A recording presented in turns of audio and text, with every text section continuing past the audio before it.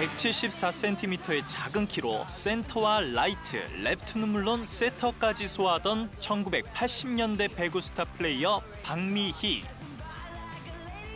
해설위원을 거쳐 2014년에는 감독으로 전격 데뷔.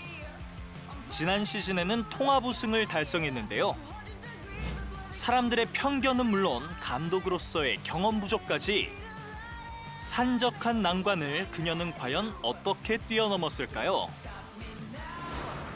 배구는 나의 힘, 나는 스타다에서 강스파이크처럼 시원한 박미희 감독의 인생 이야기를 들어봅니다. 네, 정규리그 1위에 이어 챔피언 결정전에서도 정상에 올라 여성 감독으로는 처음으로 배구에서 통합 우승을 차지한 분이 있는데요. 오늘 그 영광의 주인공을 이 자리에 모셨습니다. 네, 어떤 노력이 있었기에 새로운 역사를 써내려갈 수 있었던 걸까요? 그 흥미진진한 뒷이야기를 들어보는 시간 마련했습니다. 박미희 감독 나오셨습니다. 네, 안녕하세요. 어서 오십시오. 이 통합 우승 하기 쉽지 않은 건데요. 그렇죠. 일단 축하드립니다. 감사합니다. 소감이 어땠어요? 사실 통합 우승이 쉽지 않을 거라고는 생각했는데 하고 네. 나니까 응원해 주신 분들 또 격려해 주신 분들 이런 분들이 생각보다 굉장히 많아서 감사하게 생각하고 있습니다. 이렇게 훌륭한 성적을 거둔 감독인데 5년 전에 네. 이 감독에 임명이 됐을 때 주위 반응이 싸늘했다고 합니다. 첫 번째 주제입니다. 여자 감독 편견을 깨다. 감독이 발탁이 됐는데 주변에서 반응이 안 좋으면 기분이 안 좋았을 것 같아요. 어떠셨나요? 네, 저 같은 경우에는 이제 보통 지도자 감독까지 가기 위해서는 코치라든지 트레이너 그런 시간들이 그렇죠. 굉장히 많이 필요한데 저 같은 경우는 그런 경험 없이 바로 감독이 됐고 네. 또 여성이라는 거, 뭐 선배님이 한 분 계시긴 하셨지만 오래 하시지 않았기 때문에 네. 또 다른 도전이었고 그렇죠. 또 그들이 생각하기에는 과연 또 해낼 수 있을까? 네. 주로 뭐 남자들이 했던 그 자리를 제가 처음으로 갔기 때문에 그렇죠. 아무래도 그런 것들에 대한 염려 또 과연 해낼 수 있을까? 두고 보자 이렇게 네. 생각했던 분들도 굉장히 많으셨던 것 같습니다. 두고 보자 네. 했는데 아주 멋지게 정말 네. 네, 그렇게 됐네요. 정말 각오를 남다르게 가지셨던 것 같은데요. 편견의 벽, 또 뭐 유리천장, 이제 그만 좀 깨라라는 얘기도 들으신다면서요. 이 벽을 어떻게 깨셨나요?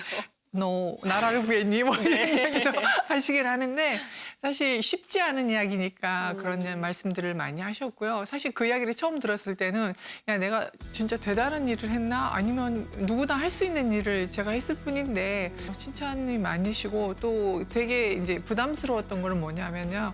여자 감독에서 만약에 안 됐을 경우에는 네. 제 후배들이 또 다시 시작해야 그렇죠. 된다는 그런 부담감이 있었고 사실 제가 뭐 통합우승을 꼭 해야지 이런 것보다는 제가 할 수 있는 곳까지만 가면은 네. 되지 않을까. 그 네. 다음은 또 제 다음에 있던 그 여성분이 하면 된다고 생각했기 네. 때문에 되게 통합우승 하고 나서 또 제 나름대로는 굉장히 뿌듯했던 것 같습니다. 네, 굉장히 이 감독직을 처음 맡으신 건데 이런 주변의 편견 말고 개인적인 또 애로사항은 없었는가요?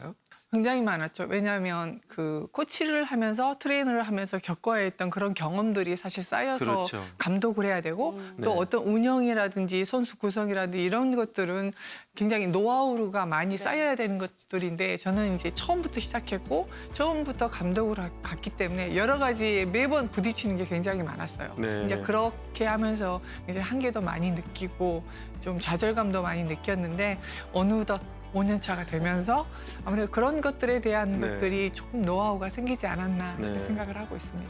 두 번째 주제입니다. 두 번째 주제는 선수로서 역사를 만들다. 이 역사를 만들긴 만들었어요. 근데 센터를 네. 그것도 174cm의 키로 네. 당당하게 해냈단 말이에요. 그 핸디캡 어떻게 극복을 하셨나요? 지금도 많은 좋은 유전자를 타고난 선수들이 그냥 되는 게 아니라 많은 노력을 했기 때문에 좋은 경기력을 보일 수 있는데 저 같은 경우는 사실 신장이 지금은 아주 작고 그때 당시에는 보통 네. 센터 하기는 아주 큰 키는 아니었어요. 그렇죠. 그 당시에서도. 네, 센터니까. 네, 조금은 부모님이 물려주신 그 점프력도 좀 있었지만 네. 그때 당시에는 웨이트 트레이닝 이런 것도 네. 체계적으로 되어 있지 않기 때문에 할 수 있는 거는 줄넘기, 그다음에 계단뛰기, 그다음에 런닝 뭐 네. 이런 것들을 주로 해서 체력을 보강하고 네. 단점을 보강하고 그랬던 것 같아요. 이런 네. 핸디캡이 있었기 때문에 네. 이 선수들 중에서도 핸디캡이 있는 그런 선수들을 더 잘 지도할 수 있지 않나 생각하는데 선수 중에 그런 선수 없나요? 많아요. 네. 대부분 키가 크면 뭐 스피드가 없고 네네. 스피드가 있으면 신장이 작고 뭐 이런 다 단점을 가지고 있는데 요즘에 이제 우리 김나희 같은 선수는 네. 신장이 180임에도 불구하고 네. 그들하고 같이 이 180의 센터하고 같이 경기를 하기 위해서는 185, 190 이런 선수들하고 경쟁을 해야 되기 때문에 네. 나름대로 높이보다는 어떤 뭐 스피드, 자기만의 장점 이런 것들을 사실 개발을 많이 해야 그러네요. 되거든요. 네. 네. 말 나온 김에요. 소속 선수들 네. 자랑 좀 해주세요. 얼마 전에 이재영 선수가 또 챔피언 결정전에서 MVP였잖아요. 네네. 자랑 좀 해주세요. 이재영 선수는 많은 분들이 아시다시피 부모로부터 좋은 유전자를 사실 음. 받은 건 사실이고요. 그래서 뭐 본인의 노력이 굉장히 남다르고 또 본인이 그 경기력에 대한 노력도 있지만 좋은 경기력을 계속 유지하기 위해서는 자기 컨디션 그리고 자기가 포기해야 될 거, 하고 싶은 거를 되게 절제를 많이 해야 되는데 네. 그런 것들에 대한 절제를 잘하고 있고요. 또 배구에 대한 열정이 식지 않은 것 같아요. 네. 네, 그래서 본인이 지금보다 더 잘하고 싶다는 욕심도 많고 네. 뭐 세계적인 선수가 되고 싶다는 네. 그런 목표도 있는 것 같습니다. 네, 그리고 이재영 선수 어머님이 감독님이랑 같이 동료였다고 하던데요. 네. 그래요? 팀은 달랐고 네네. 그 국가대표에서 같이 오래 했었죠. 네. 네.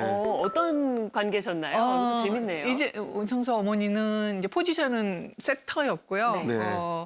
저하고는 굉장히 성격도 달지리고 남성인데 근데 그러니까 태능 선수 시절 네. 같이 국가대표로 오래 했고 네. 또 이제 팀의 선수의 부모로서 만났을 때는 사실 좀 어려운 점이 많아요. 그래서 네. 조금 더 이제 거리를 조금 두고 있긴 하지만은 어쨌든 서로 이해하는 데는 많은 도움이 되고 서로 많은 도움을 주고 있습니다. 후배 딸을 가르친다는 게 네. 또 굉장히 남다를 것 같아요. 그래서 또 좋은 선수를 우리 팀에 보내줘서 네, 저 그러네요. 개인적으로 감사하게 생각하고 네. 있고 감독으로서가 아니라 또 엄마의 선배로서 우리 이재영 선수가 좀 더 잘할 수 있게 제가 도와주는 것이 제가 할 일이라고 생각을 하고 있습니다. 이 선수 시절 얘기 한 번 더 했으면 네. 좋겠는데요. 이 선수들에게 있어서 이 부상 네. 이건 굉장히 치명적이잖아요. 가장 무서운 게 네. 무서운 적은 홍역도 마마도 아니고 그렇죠. 진짜 부상이에요. 그래서 네. 뭐 저도 굉장히 심각한 부상을 당했던 경험이 있는 사람인데 네. 그래서 저희 선수들한테 그런 그 부상 있는 선수들에게는 심적으로 되게 위로를 많이 해줄 수밖에 없는 것이 뭐 아무리 뛰어난 선수여도 부상 앞에서는 뭐 어쩔 수 없어요. 그래서 저도 마찬가지로 그런 적이 있었죠. 실제 86년도 아닌가요? 그 네. 아시안 게임 당시 부상이 심해서 선수를 포기하려고까지 했다고. 저는 그때 당시에 고관절 탈골이 있어서 와. 네네네.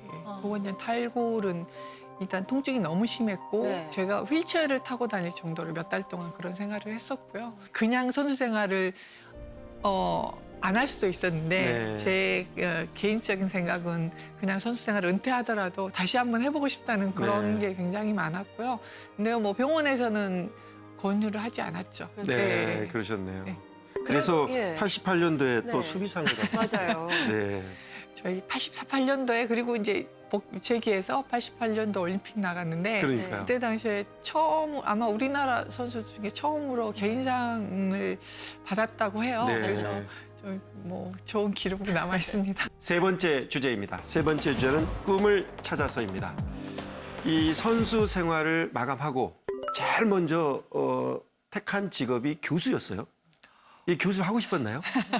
원래 그 부모님께서 네. 교사 그러니까 네네. 교사하기를 원하셨고 또 공부를 계속했으면 하셨는데 그때 당시에는 뭐 배구에 조금 재능도 있었고 네. 또 포기하고 싶지 않은 것도 있었고 그래서 병행을 하게 됐는데 이제 선수 생활 마치고 계속 조금은 학업을 조금 더 갔고요. 완전히 가지는 못했지만 그리고 이제 기회가 됐을 때 네. 이제 수업도 하고 네, 나름대로 열심히 그리고요, 또 감독님 지금도 말씀 너무 잘하시잖아요. 너무 잘하세요. 근데 해설가로서 활동도 많이 하셨잖아요. 해설하시는 모습도 제가 많이 봤는데 해설가도 아주 잘하세요. 네, 멋지게 이어졌나요? 잘하죠. 해설가도 그때 이제 모든 경기의 해설가들은 남성분들이 네, 대부분 맞아요. 하셨고 맞죠. 네. 네, 제가 처음으로 사실 네. 기회가 좋아서 하게 됐는데 되게 매력 있는 것 같아요. 네. 그래서 제가 한 8년?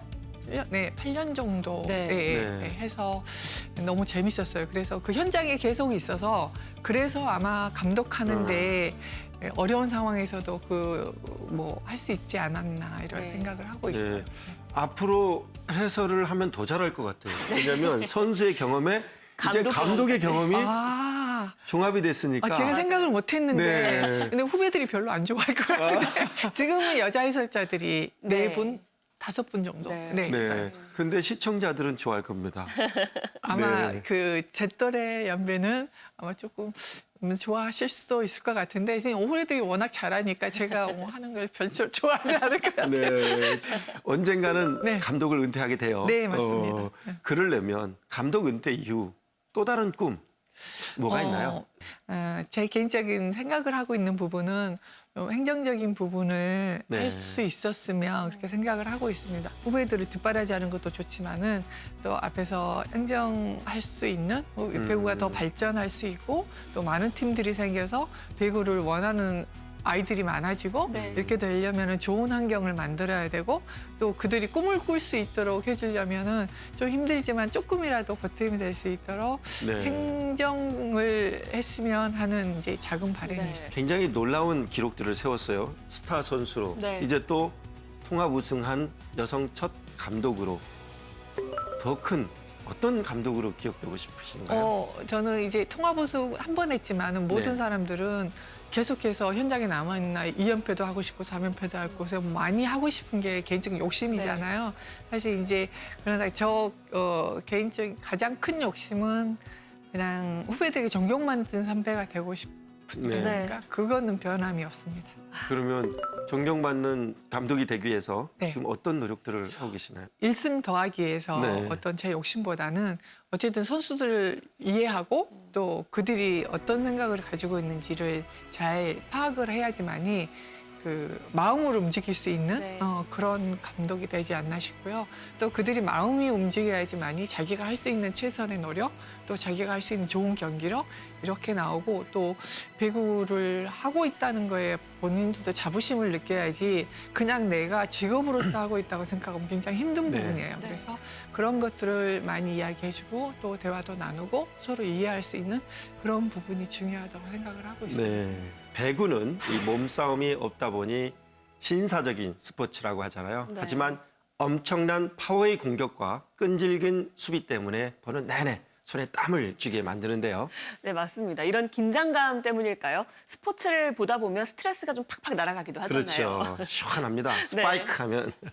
맞습니다. 관람할 수 있는 이 스포츠 종류가 참 다양한데요. 취향에 맞게 선택하셔서 경기도 보고 스트레스도 시원하게 날려버리시기 바랍니다. 오늘도 토요 포커스와 함께 해주셔서 고맙습니다.